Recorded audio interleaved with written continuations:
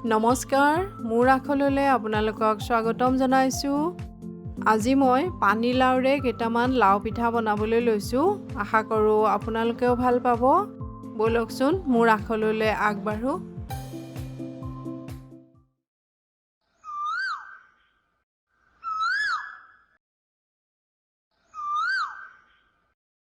এইখিনি পানী লাউ মই অলপ সিজাই লৈছো আৰু ঠাণ্ডা হোৱাৰ পাছত এইদৰে অকমান পিটিকি মিহি কৰি ললো আৰু এইখিনি ভজা পিঠাগুৰি অলপমান ভাজি লৈছো মই বেছি সময় ভাজিব নালাগে অলপ সময় ভাজি তাৰ পিছত অলপ চালি ললে এইদৰে ৰেডি হৈ যাব আৰু মই এতিয়া অলপকৈ দি লাউখিনিৰ লগত সানি লম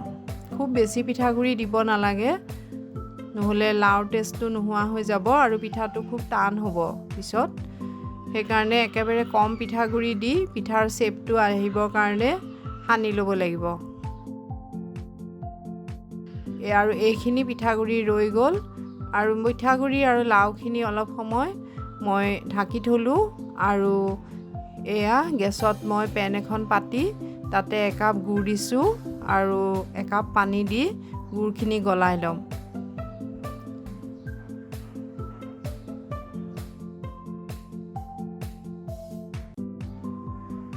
এয়া গুড়খিনি গলি গ'ল বেছি সময় উতলাব নালাগে এতিয়া অলপ সময় উতলাই এতিয়া মই এইখিনি ঠাণ্ডা হ'বলৈ দিম আৰু গেছত এতিয়া মই এখন কেৰাহী পাতি লৈছো এতিয়া মই অলপ মিঠাতেল দিলো আৰু পিঠাটোৰ হাতেৰে এটা শেপ দি এটাকৈ ভাজি লম মই মিঠাতেলেই দিছো ৰিফাইন তেল ব্যৱহাৰ কৰা নাই মিঠাতেল দিলে পিঠাটোৰ টেষ্টটো ভাল হয় আৰু ৰংটো খুব ধুনীয়া আহে সেইকাৰণে মিঠাতেলতে ভাজি লৈছো গেছটো একেবাৰে সিম কৰি ল'ব লাগিব তেতিয়া পিঠাটো ভিতৰলৈকে সিজি যাব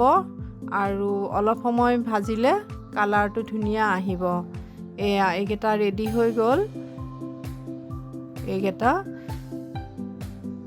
বাকীকেইটা পিঠাও এইদৰে মই ভাজি ল'ম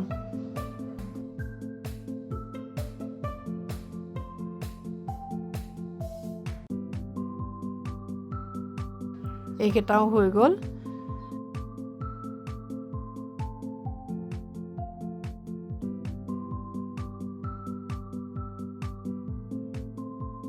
এইখিনি ৰেডি হৈ গ'ল পিঠা এতিয়া মই গুড়ৰ ৰসখিনি অকমান চেকি ললো অলপ গুড়ত লেতেৰা থাকে সেইকাৰণে চেকি ললো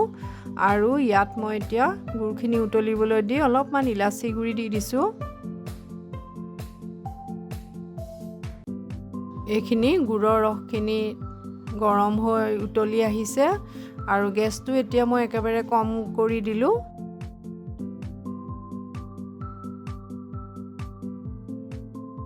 আৰু পিঠাখিনি এতিয়া মই ইয়াত এটাকৈ দি যাম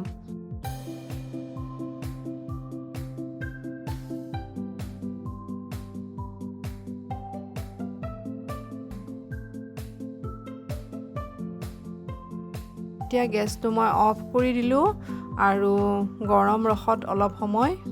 মই ডুবাই থৈ এয়া ঠাণ্ডা হওঁতে মই এইদৰে বাউলত উলিয়াই আনিছো এই পিঠাকেইটা খাবলৈ খুব সোৱাদ হয় আৰু গৰমত খোৱাও উপকাৰী শৰীৰৰ কাৰণে এই ৰেচিপিটো চাই এবাৰ বনাই খাই চাব আৰু যদি ভাল লাগে এটা লাইক কৰিব শ্বেয়াৰ কৰিব আৰু মোৰ আখল চেনেলটি সাবস্ক্ৰাইব কৰিলে আগলৈ নতুন ৰেচিপি পাই থাকিব ধন্যবাদ